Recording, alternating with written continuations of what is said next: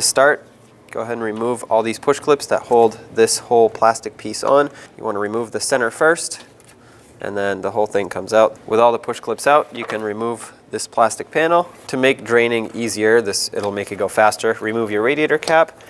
Now let's slide underneath and start draining the radiator. You don't have to remove this shield, but I will, just because it will decrease the potential for a mess when draining the coolant. Right in here, there's a 12mm bolt. Go ahead and remove that. There's another 12mm bolt right in here. Remove that one too and hold the shield. Now you can let it drop down and unhook it from the front. Slide it forward. There we go. Right over here you can see the petcock. I'm going to use some pliers because most likely it's a little bit stuck. Twist it counterclockwise. That's going to release this screw here. And don't take it all the way out because it's going to start shooting coolant straight back, but remove it enough to where coolant starts coming out of here. There we go. Perfect. I'm just going to leave it like that and wait for it to finish draining. Just to get more room here, I'm going to take this cover off with two 10mm nuts.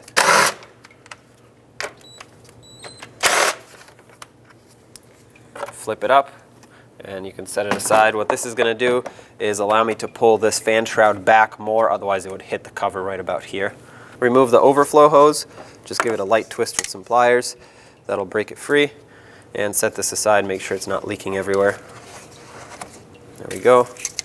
Next with a pair of pliers, remove this clamp, slide it back. If your hose is stuck on here, you can give it a light twist and pull it off of the radiator. Set that aside as well.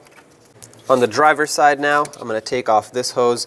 This is actually a transmission cooler hose, so it may or may not leak some transmission fluid. Just keep that in mind. If it's stuck like that, you can gently grab it with some pliers and spin it. That should break it free. There we go. Remove it off the radiator, and it is leaking transmission fluid, so make sure you have something to catch it. Once you follow the radiator down, you can see there's another transmission hose right there. Basically do the same that you just did to the top one. You want to remove this hose clamp, slide it back, and then remove the hose. With the lower hose clamp disconnected, remove the hose from there.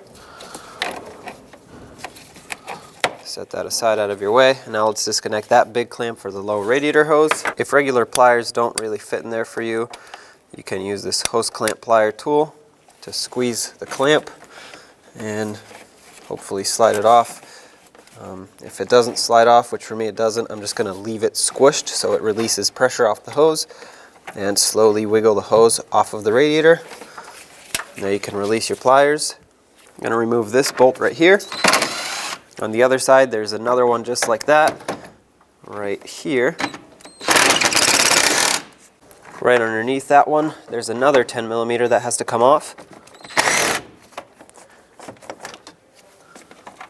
Take that out. Now you can take the fan shroud assembly, pull it up slightly, and then you can push it back. Remove this nut right here. There are actually two on each side. And for this, I have to hold the bolt. I have to hold the bolt on the other side. Go ahead and remove the bolt on this side. I just used some locking pliers to hold it because it was at a weird angle. Same thing down here. Hold the bolt with a 12mm and undo the nut with a 13. Now with all four nuts and bolts removed, you can wiggle the radiator out of place. Make sure it clears your fan shroud, and more coolant will come out from the bottom there. And then you can lift it up and out. From the old radiator, you will have to reuse your old mounting bushings. They just press out like this. It's super easy, and you press it into the new one. Take off all four.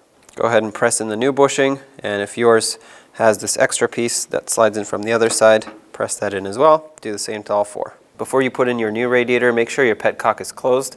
A lot of times they are not completely closed from the factory, and well, if it's not, it'll leak as soon as you put it in. Take your new radiator and slide it down in. When you put it in, just be careful not to hit things. You don't want to bend your fins, that'll decrease its efficiency. And once it's seated all the way, make sure that you match up these mounting bushings with the holes on the frame. This one needs to slide a little bit more towards the passenger side.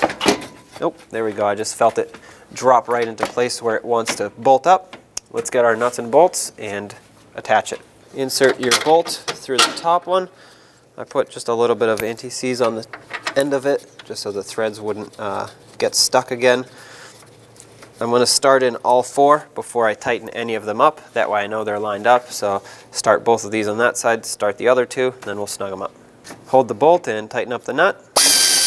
Put the fan shroud back, lift it up as much as you can, and down at the bottom it'll have some hooks that it'll slide into.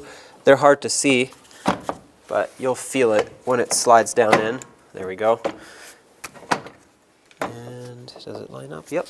Now you can take your bolts and reattach them. Start in one bolt on this side, and then on the passenger side, you have the other two. One right here, and another one right here. Snug all three of these up.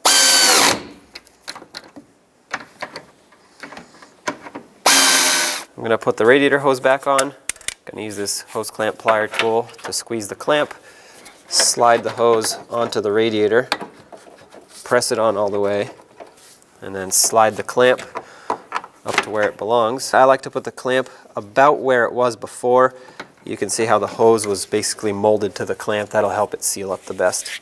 Reconnect your overflow hose. No clamp for this. With my hose clamp pliers secured on the clamp, so I can slide this hose on. Okay, go ahead and slide in your hose on the radiator. I have some locking pliers holding on to that clamp because it's hard to get to it with regular pliers, and this way, once the hose is fully bottomed out, which it is, I can slide the clamp on. Now slide your hose clamp on, wiggle it back into place, and release it. I had to replace this bottom clamp because mine was completely rotted, so I put a little warm clamp in there. Make sure it's seated properly, not too far down, but not too far up either. And snug it up. When you use these, just make sure you don't over tighten them, because if it strips out and it starts skipping these teeth here, well, basically it's done and you need a new one. Go ahead and reinstall your top transmission cooler hose. Squeeze the clamp and reposition it right where it was. Reinstall your engine cover, make sure it hooks onto the back there with the two hooks, and then slide it down over the studs. Reinstall the two nuts that hold it on and snug it up. Alright, let's fill up the radiator with some brand new coolant. To fill the cooling system, I have this spill-free funnel. Highly recommended because it's very useful. Remove the plunger in the middle, and then I'm going to fill it with 50-50 pre-diluted antifreeze. I'm just going to wait for it to stop bubbling, fill it up, and once it does stop bubbling, I'm going to leave it full up to about here, and then I'll run the vehicle and burp out all the excess air. Now that it's full, it's stopped bubbling. What I want to do is turn on the engine, turn the heat all the way up. You don't have to turn the blower high, just on low, but the heat has to be all the way up so the coolant can circulate through the heater core, and make sure that the car reaches operating temperature. Watch the temperature gauge to make sure it doesn't overheat. And then once the air bubbles have stopped coming up, you can shut the car off, leave the funnel on and let it cool if you have time. But at that point, once it's all done, you can squeeze the top hose just a little bit, plug it up, remove the funnel, and fill your overflow with the rest. If yours isn't full already, mine is, so I'm just going to leave it. Go ahead and put this plastic cover back on, line it up, and then I'm going to put in all of my push clips. I separated them, so I'm putting the outer piece in first, and then you take the center, slide it down, press it all the way, and that's how you lock it in. Go ahead and do that to all the rest. Now reinstall your radiator cap. Put up your shield that gets hooked onto the front here with the two hooks. You can slide it up, start in your two bolts.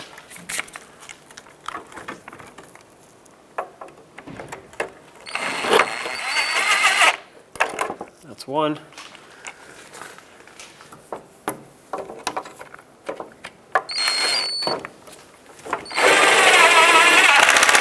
snug them up. Perfect.